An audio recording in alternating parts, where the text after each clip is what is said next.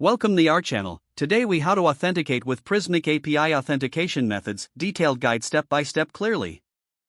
To begin authenticating with the Prismic API, first, you need to create an account on the Prismic website.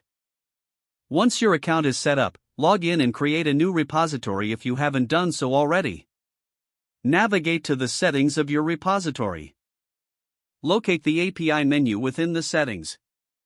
Here, you will find your API endpoint. This endpoint is crucial for making requests to the Prismic API.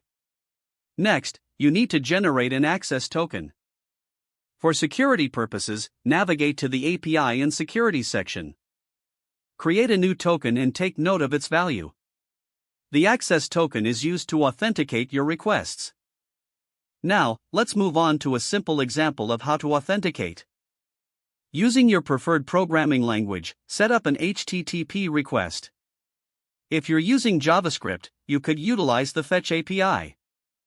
In your request, include the access token in the headers. For example, add a header named authorization with the value token your _access token.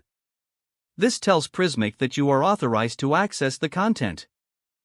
Make a GET request to the API endpoint you noted earlier. You should receive a response containing your data.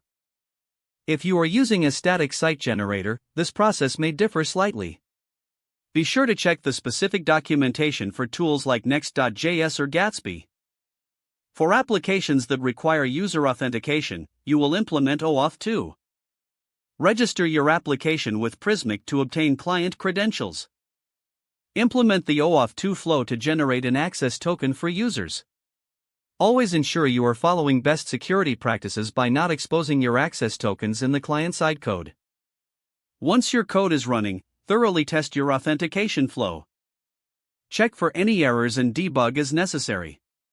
Now you should have a fully functional authentication setup with the Prismic API. If the page does not load, refresh the browser or try again in a private or incognito window.